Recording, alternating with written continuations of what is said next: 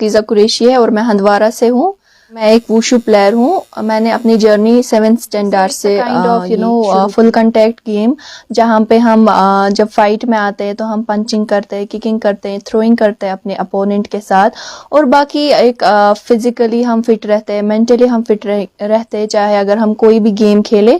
और ज़्यादा इम्पोर्टेंट तो यही रहता है कि लड़कियों के लिए सेल्फ डिफेंस जो बहुत ही इम्पोर्टेंट रहता है, तो हर कोई चीज़ इसमें सीखी जाती है। Sir it's all about choices and interest. आपका इंटरेस्ट जिसमें भी है, चाहे गेम में हो, जिस वाली गेम में भी आपका इंटरेस्ट है आप उसी में एक्सेल कर लेते हो।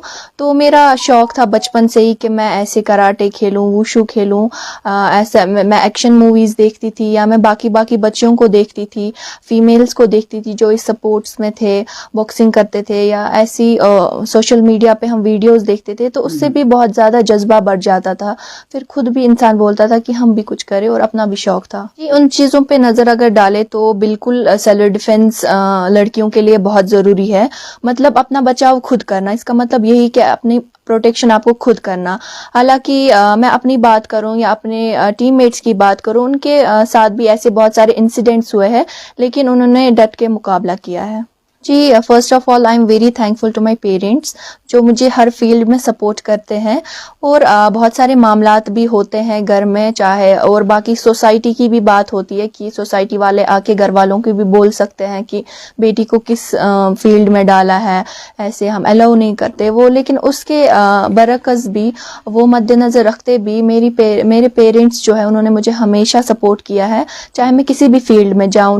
मैं स्कूल की बात करूँ, वहाँ पे लोकल कंपटीशंस होते थे, वहाँ पे ऐसी पेंटिंग कंपटीशंस होते थे, ऐसे राइटिंग कंपटीशंस होते थे, तो मुझे हर तरीके से सपोर्ट मिलता था अपनी पेरेंट्स की तौर से। So I am very thankful to them. Handwara के लोग भी वक्त पे बहुत ज़्यादा सपोर्ट कर रहे हैं, और एडमिनिस्ट्रेशन की तौर से भी बहुत ज़्यादा सपोर्ट मिल रहा है, हंदवारा की आर्मी की तरफ से भी बहुत ज़्यादा सपोर्ट मिल रहा है। So I am very thankful to them.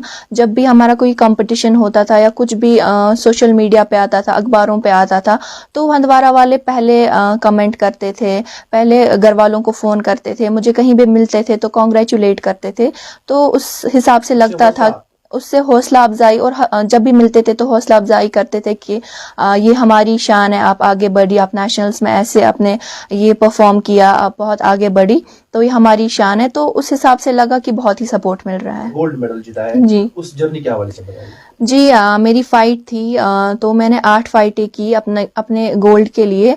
तो मैंने 60 वेट कैटेगरी में खेला। तो हम खेलो इंडिया के बच्चे जो, हम वुशु खेलो इंडिया सेंटर हंदवारा से है, और हमारे कोच जो है वो एजाज हसन थे। तो उनके बगैर ये पॉसिबल नहीं था, कोच के बगैर बिल्कुल भी ये पॉसिबल नहीं था।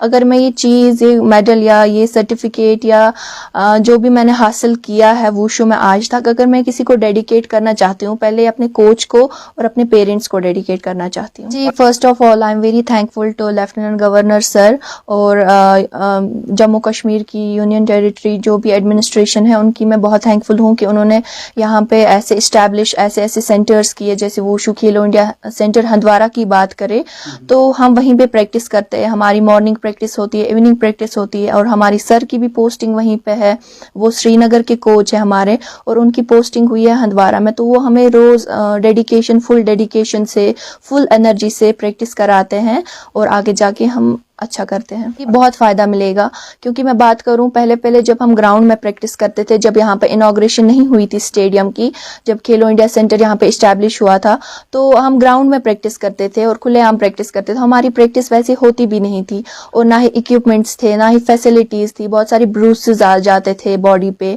तो फिर उसके बाद जब इनॉग्रेशन हुई, secretary ma'am, sports council ma'am ने इनॉग्रेशन की, यहाँ पे लेफ्टिनेंट गवर्नर भी आए थे मनोज सिन्हा सर, उन्होंने इनॉग्रेशन की, बहुत सारी फैसिलिटीज़ फराहम हुई। मैं वुशु की बात करूं तो 10 लाख का इक्विपमेंट ही पहुंचा हमारे लिए। बहुत सारी लड़कियां जो है माशाल्लाह उन्होंने एडमिशन किया है वुशु में, और रजिस्ट्रेशन की है, अब वो रजिस्टर्ड स्टूडेंट्स बन गए हैं वुशु के।